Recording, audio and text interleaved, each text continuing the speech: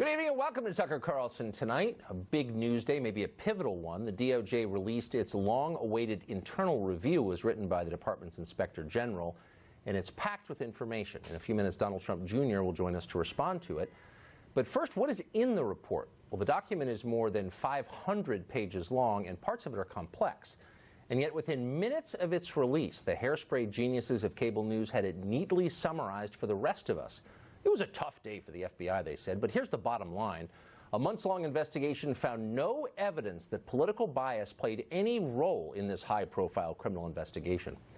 That's almost verbatim what they said on the other channels we watched, and they repeated it nearly word for word at the top of every hour all day long, almost like a talking point, which, of course, is what it was. Keep this in mind. If you're looking to understand what's actually happening in this country, always assume the opposite of whatever they're telling you on the big news stations. And that's certainly the case here. They are lying. In fact, today's IG report is a virtual catalog of political bias and abuse of power. It is true that investigators found no evidence at all that Jim Comey was trying to sabotage Hillary Clinton's presidential campaign. No surprise there. Comey is a partisan Democrat, as he has explained repeatedly on his book tour. The bias, and there was a lot of it, was against Donald Trump and his campaign. And there's an enormous amount of that on display in this report. Trump is a loathsome human, FBI lawyer Lisa Page wrote to her boyfriend, FBI official Peter Strzok. He is an idiot, awful, an enormous douche, a disaster. He simply cannot be president. He's not ever going to become president, right? Right, she wrote to Strzok at one point. No, Strzok replied. No, he won't. We'll stop it. Keep in mind, these are the people running the investigations into Donald Trump and Hillary Clinton in the middle of a presidential race. It's almost unbelievable. But you know what's even more unbelievable? Peter Strzok still works at the FBI.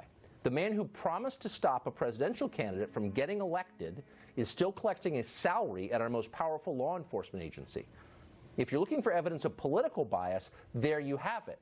And if you don't believe it, imagine this headline, for example, say 10 years ago. Barack Obama simply cannot become president. We will stop him, wrote FBI agent Peter Strzok, who still works at the Bureau. Can you imagine? No, he'd be fired immediately. First Amendment be damned. And by the way, Strzok and Page were not alone. They're not even the standout cases in this report. The document quotes another FBI attorney wondering, quote, what I could have done differently to stop Donald Trump's election as president. That same official later describes himself as part of the anti-Trump resistance. For some reason, the DOJ is hiding that lawyer's name from the public. We do know he served on the Mueller team until February of this year. Of course he did. And there's a lot more in the report, hundreds of pages of it. It turns out Jim Comey used a personal email account to conduct government business, just like the woman he was in the process of investigating for doing the same thing. Irony alert. Hillary's secret server, by the way, it did indeed have classified information on it, and some of that information was obtained by a foreign intelligence service, at least one. Remember when we suggested that very thing and they scoffed derisively? Well, it turns out it's true, like so much. The report goes on to reveal that FBI agents routinely took bribes from journalists in return for leaking information. People have gone to jail for things like that in Washington, but of course no one at FBI was seriously penalized for it. It goes on like this. The FBI is out of control. The current director, Chris Wray, acknowledged as much today at a press conference. Luckily, Wray has a solution. Going forward, he said, FBI employees will receive professional anti-bias training. Now, that might not make the criminal investigations less corrupt, but it will definitely bring a heightened sense of sensitivity to questions of transgender bathrooms and toxic masculinity. So that might make you feel better. Fox Chief Intelligence Correspondent Catherine Herridge has been on this from the very beginning and joins us now with the report. What would you say is the sum of the impression you get of Director Comey from this report, Catherine? Well, this is the report right here, Tucker, and it's, as you mentioned, over 500 pages long. And the bottom line with Director Comey is that the Inspector General found that he was insubordinate when he made that July 2016 public public statement about the Clinton email case where Director Comey recommended against criminal charges for the mishandling of information, and the Inspector General said that Comey deliberately hid what he was going to say from his boss, the Attorney General Loretta Lynch, and her deputy, Sally Yates, and there was no other way to describe it, but it amounted to insubordination. And I think that's important because for Comey, it's part of his legacy, right? He's done a book about loyalty, he's touring the country, talking about leadership, and this really is sort of a footnote or a bookend on his legacy, Tucker. One of the headlines of this report, which we just quoted at some length, was the text message from Peter Strzok to Lisa Page in which he promised we'll stop him.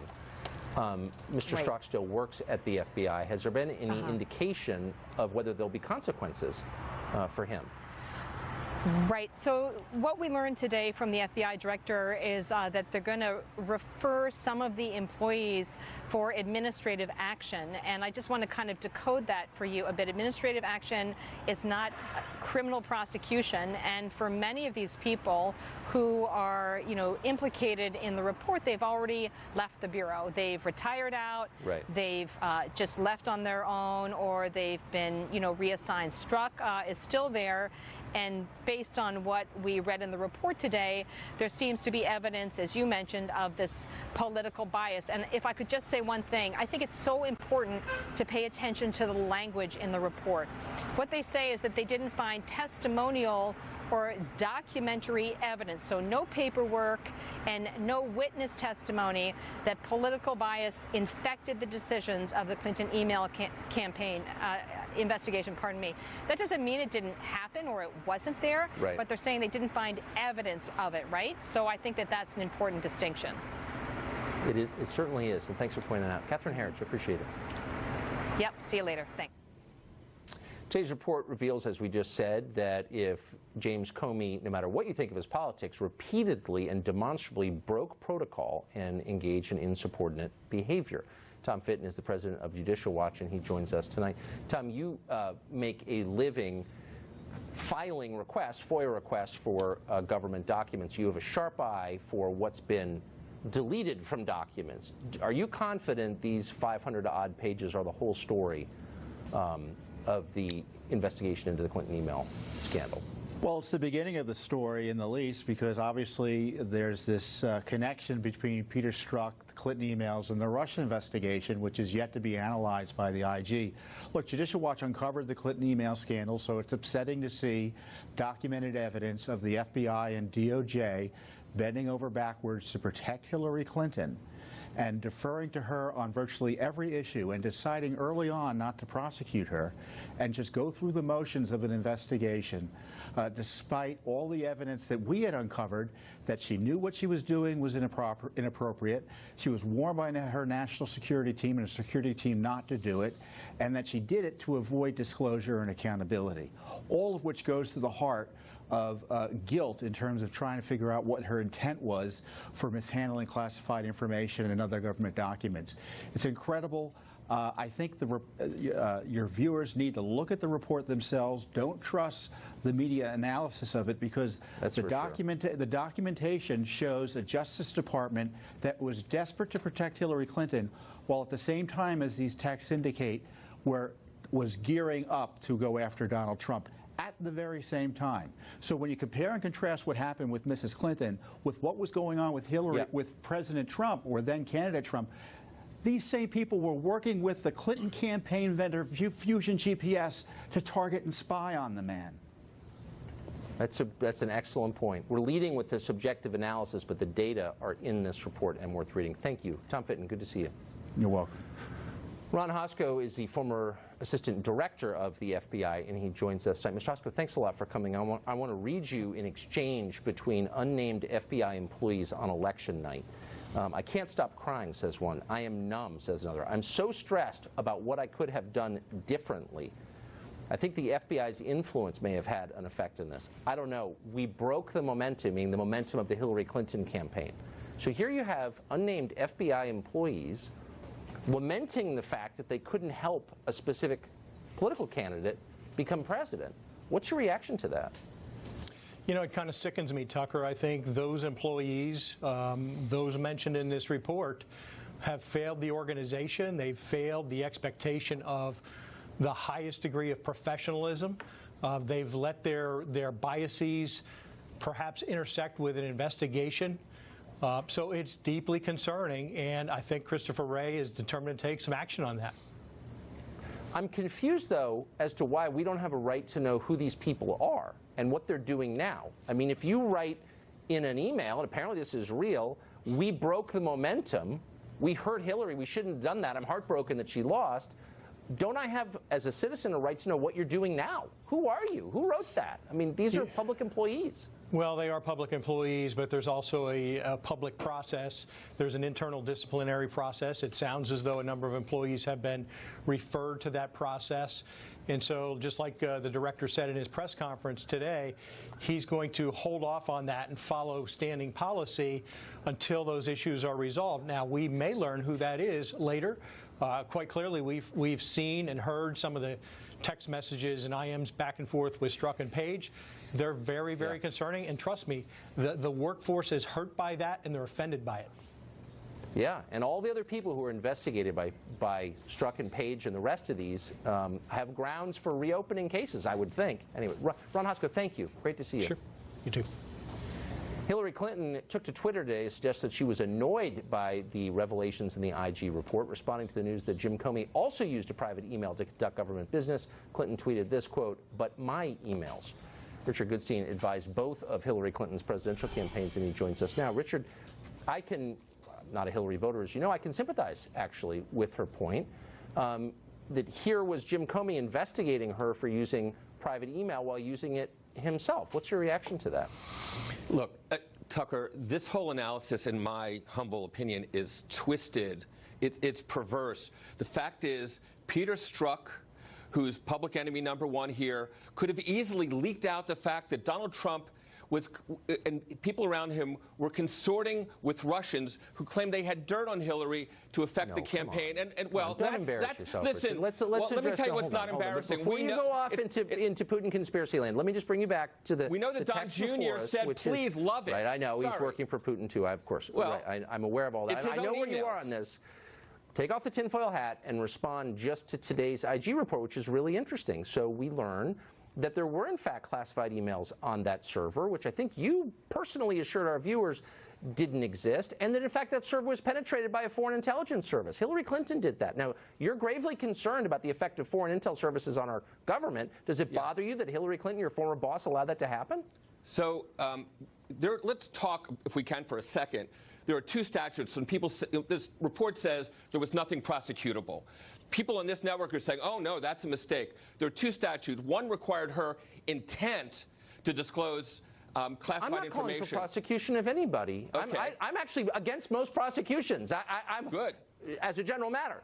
I'm just saying that we were told by the left, including you, that there was nothing classified on this server and there was no chance that foreign intel agencies broke into it. Both of those things turn out to be untrue. Kind of a big deal, no, since you're worried about foreign penetration of our government, right? So I'm really worried about the fact that Donald Trump gave classified information to the Russians in the Oval Office after kicking out the U.S. press. Okay. That really does disturb me. Let's not be demented. I'm not just trying to say you've had a chance. No, you've had a chance to explain your concerns about that. But since you're concerned about foreign penetration, does it bother you at all that Hillary Clinton's server, we learned today, was penetrated by a foreign intel service? What we learned, Tucker, was not that actually the information came from her server, but that there were Hillary Clinton emails that apparently were hacked. We don't know, frankly, whether they went through her server. Shall I read it to you? Please do. This is from the report. Classified information was compromised by unauthorized individuals to include foreign governments or intelligence services via cyber intrusion. Pardon me. Which has no reference there to her server. Look, she was sending emails all over the place, right, through the official channels. So you're laughing. You just read me something that damns your position. There's nothing on there about her server. I don't have a position. I'm merely repeating what the IG report says, which is she had classified material on the server, as we suggested all along. Except it doesn't say about her server. That's my point. Right? Oh, I'm sorry. I don't mean to confound you. It's your show. There's nothing about her server that's in that report. Oh, so so where do you think that information resided? Well, maybe we could ask people, go to the IG and ask them to find out. But if it was her server, I guarantee you it would have been in there. Nice try. If it was in her That's where server, the information sits. It's called a server. We're out of time, because their State but we're going to Department- have plenty of future opportunities to walk through this much more slowly. Richard Goodstein, great to see you. Thank you. For more detail on the IG report drop today, we are joined by Fox's Trace Gallagher. Hey, Trace. And Tucker, as expected, Democrats and Republicans had a different read on the IG report, with Democrats saying the FBI's actions helped Donald Trump become president. Democratic Congressman Elijah Cummings and Jerry Nadler wrote, quoting here, Director Comey had a double standard. He spoke publicly about the Clinton investigation while keeping secret from the American people the investigation of Donald Trump and Russia. The top Democrat on the House Intel Committee, Adam Schiff, focused on the IG's finding of no political bias. Watch. Director Comey and others made serious errors of judgment. And while these serious errors of judgment were not driven by political considerations, they were nevertheless serious mistakes. Republicans strongly disputed the assertion of no bias, pointing to text messages that bear repeating between FBI agents Peter Strzok and his girlfriend Lisa Page, where Page asked whether Trump is going to become president, and Strzok responds, quote, no, he won't. We'll stop it. Here's House Oversight Chair Trey Gowdy. Listen. Peter Strzok, the FBI agent who was on Hillary Clinton's investigation and arguably the lead Russia investigator, not only wanted to stop his campaign, but once he won, got on the Mueller probe because he wanted to impeach him. Gowdy went on to call it a level of animus and bias everyone should reject. Tucker. Trace Gallagher, thanks a lot for that. Today's report is damning. Could it have been worse? Were the original findings softened up prior to release? Congressman Jim Jordan is a Republican who represents Ohio. He just introduced a resolution calling for the DOJ to release more documents on the decision-making at the FBI in 2016, and he joins us tonight. Congressman, thanks a lot for coming on. You bet. So you suspect this is not all there is? No, we've been asking for all kinds of documents. We've caught him hiding documents. How about the fact, Tucker, that we've seen all these text messages, thousands. In fact, the Attorney General said there are, I forget, 50,000 text messages between Strzok and Page. But the one most telling was the one that says, we'll stop Trump. We don't see that one till today. So, yeah, they haven't complied with subpoenas from Chairman Goodlatte, subpoenas from Chairman Nunes. We've caught them trying to hide information from us. They kept this text message from us until today. So, of course, we want the information so we can do our job. And the last thing I would say is, just remember, it was a couple days ago that we learned that Rod Rosenstein, who in essence runs the Department of Justice right now, was threatening staff members on the Intelligence Committee. So when you put all that together, of course we need a resolution saying, give us the information so we can do our job and get answers for the American people. So unidentified FBI lawyer number 2 in this document is quoted lamenting the fact he didn't try harder to get Hillary Clinton elected and bragging about himself as a member of the Trump resistance, anti-Trump resistance. Then he goes to work for Mueller. Why don't I, as a citizen, have a right to know who that is and what he's doing now? I agree with you. In fact, we tweeted out today, who is lawyer number 2? We want to know, because lawyer number 2, just like Strzok, just like Page, was on the Clinton investigation. He was the lead lawyer, the primary lawyer on the Russia-Trump investigation, and all 3 of those individuals, Tucker, went on the Mueller team. Were obviously subsequently kicked off the team because of this animus they had towards President Trump. But these are 3 key. It's interesting. The 3 people that come over from the FBI to Mueller's team all were on the Clinton investigation, all were on the Russian investigation, and all hated President Trump. That's interesting to me. So, yeah, we need to find out who this individual is and bring him in. Plus, what also is interesting, we'll stop Trump. Remember when this happened? This is a text message from August 8th. So Peter Strzok opens the Trump-Russia investigation on July 31st. 8 days later, we'll stop Trump. 6 days later, we have the text message, we got an insurance policy to make sure President... If that doesn't show where these guys were at, I don't know what does. It tells you everything. That's exactly right. Congressman, thank you for that. Appreciate it. You bet. Thank you. A few weeks ago, we learned a lot about how Jim Comey sees himself as a knight of the round table, the last honest man in American politics, really a much better person than you could ever hope to be. And yet today's IG report reveals the true Jim Comey, and it's a very different image. Congressman John Ratcliffe is a Republican, represents Texas, and he joins us tonight. Congressman, thank you for coming on. You bet, Tucker. Knowing what we know now about Comey, reading this report today, my first thought was, how could Barack Obama have kept this man in place? Yeah, I think I think the conclusions of a lot of folks looking at this report today was that Jim Comey was a really, really bad FBI director, and I think that was underscored by the unfortunate spectacle that we just saw his successor, Jim Wray, hold a press conference. Chris Wray hold a press conference where he had to apologize for everything that Jim Comey had done and promised to do better. So, I think that when you look at the errors of judgment, the insubordination, it really, you had the FBI's own umpire, Michael Horowitz, essentially confirm what we've been saying all along, is that in every story, Jim Comey is the star and the hero in the end, but the IG found that that really isn't the case. Are you confident? Director Wray announced today that the Bureau will be getting professional anti-bias training. Is that going to solve the problem, do you think? I'm glad that Director Wray held the press conference. I think it's on a very terrible day for the FBI. I think it was the step that he could take. I don't think training, his announcement of training, is going to impress Joe Q. Public, the man on the street. They don't feel better about the FBI or the Department of Justice today than they did before. They certainly have less confidence as Americans in their ability to do the job. He was dealt a difficult hand, again, by Jim Comey's actions as FBI director, and I think it really underscores that even though Barack Obama didn't take the action to remove Jim Comey, it was appropriate for Donald Trump to do that. Indefensible in retrospect. Congressman, thank you very much. You bet. We're going to have continuing coverage of the IG report tonight. We'll talk to a Democrat who thinks